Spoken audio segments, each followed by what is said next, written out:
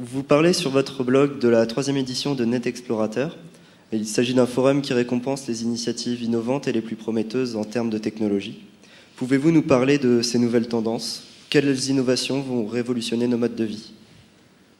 Ah oui, alors en fait, le forum Net Explorateur, je suis membre de la commission pédagogique de ce forum et c'est un forum qui organise depuis 3 ans, c'était la 3e édition cette année au Sénat, d'une part qui établit une sorte de palmarès, ce qu'ils appellent les 100 Net Explorateurs de l'année, donc ils ont un certain nombre de relais dans tous les pays du monde pour identifier les projets, enfin plus que les projets en fait, les initiatives innovantes en matière du numérique. Donc ça c'est le premier rôle de ce forum.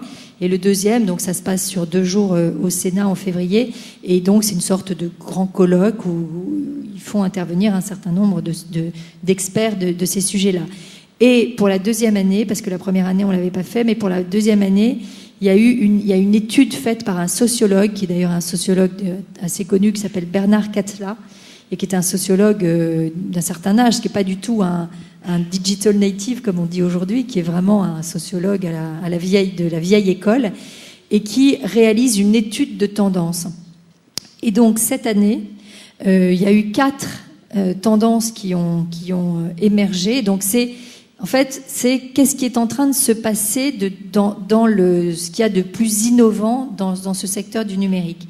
Et les 4 tendances, alors c'est 4 mots anglais, donc moi je déteste ça, mais enfin bon. La première tendance, il a appelé ça le green net, un jeu de mots avec green et net. Et donc en fait, ça tourne autour de l'écologie et du développement durable, un sujet qui m'est cher. Et donc, en fait, ils ont effectivement identifié le fait que tout ce qui tourne autour du développement durable est en train de se développer beaucoup sur Internet. Mais pas comme ça l'était depuis quelques années, c'est-à-dire uniquement sous l'angle un peu militant, un peu Robin des Bois, un peu purement associatif, mais sur le plan du business.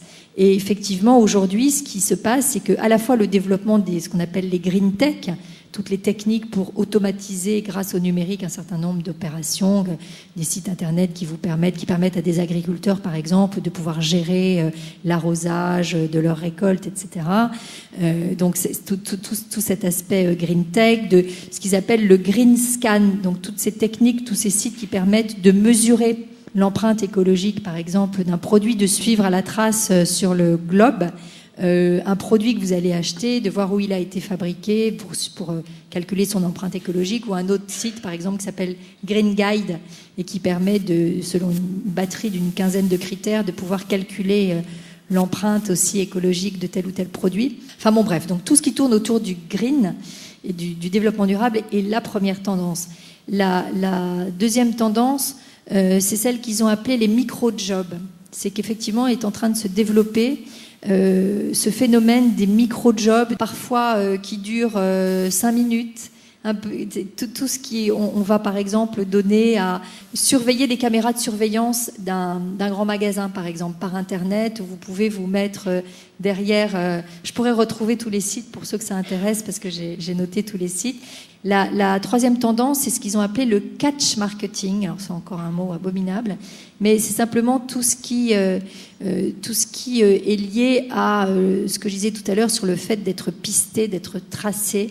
Et grâce, malheureusement ou heureusement, parce que ça dépend ce qu'on peut en faire, mais grâce à toutes ces technologies, on peut de plus en plus suivre à la trace un client, pouvoir lui vendre un produit, parce que vous allez vous balader dans la rue avec votre téléphone mobile et tout d'un coup, vous allez vous faire appeler par une vitrine qui va avoir reconnu, grâce à la géolocalisation, qui va vous avoir reconnu et qui va vous dire « Ah bonjour monsieur machin, entrez donc, venez acheter tel voyage ». Bon, il y a plein d'applications qui sont en train d'être développées aujourd'hui sur ce thème-là. La quatrième tendance était une tendance purement technologique qui s'appelait Insight, je ne sais plus quel était l'autre mot, qui était tout ce qui est à la enfin ce qu'on appelle l'interface homme-machine, donc toutes ces techniques qui permettent, notamment dans le domaine du handicap, et c'est là que c'est extraordinaire, qui permettent de retrouver un petit peu l'essence qu'elles ont perdue grâce à un certain nombre de techniques que je ne pourrais pas vous expliquer, mais qui sont en train d'être extrêmement pointues et développées. Et ça, c'est vraiment aussi tout l'aspect nanotechnologie, enfin tout ce qui va se passer dans le domaine de la santé. Donc c'est un petit peu ces 4 tendances. Et globalement, la tendance, ce qu'il avait appelé Bernard Catla, la tendance mère de cette année, il a appelé ça le spray world, une sorte en disant qu'en fait, jusqu'à aujourd'hui, Internet était un autre pays, était un autre monde, et un alter-monde en fait. Et qu'aujourd'hui, et demain, surtout dans les années qui viennent, alors ça peut faire peur, hein, mais bon, il va falloir s'y faire. En fait, Internet va nous entourer. L'année dernière, la tendance, c'était Web to World, c'était du web au monde. C'était l'idée de se dire qu'on allait chercher sur le net des choses qui nous ramenaient dans la vie réelle. Et aujourd'hui, ou demain, puisque c'est prospectif, ça va être cet Internet qui nous entoure. Donc moi, j'ai choisi mon camp. J'essaie d'être plutôt dans celui des optimistes du numérique. Mais ça ne veut pas dire d'être inconscient. Et donc, je pense qu'on est d'autant plus optimiste qu'on connaît les dangers, les risques. Et ça, c'est vrai que moi, ça me fait peur, ça. Je l'avoue, que tout ce côté surveillance... Alors, d'un côté, ça peut être formidable, dans le domaine de la santé, de pouvoir géolocaliser, quand vous vous trouvez dans le désert ou je ne sais où, quelqu'un qui est malade, qui a quelque chose de grave, et tout d'un coup, grâce à ça, de pouvoir être relié et de pouvoir le soigner tout de suite, c'est formidable. Mais... encore une fois, mis au service de gens qui vous veulent du mal, ça peut être terrible.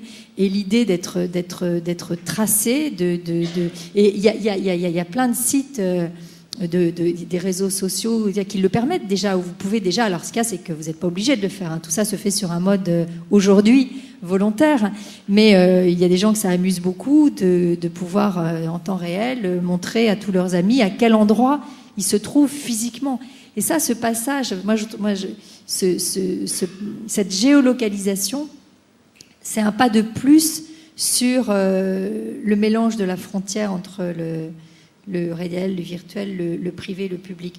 Tant que vous pouvez toujours correspondre avec tous vos amis, ça c'est très bien, mais si en plus vous leur dites exactement où vous êtes, ce que vous faites, ils savent que vous êtes dans l'amphi ici, puis qu'après vous allez aller...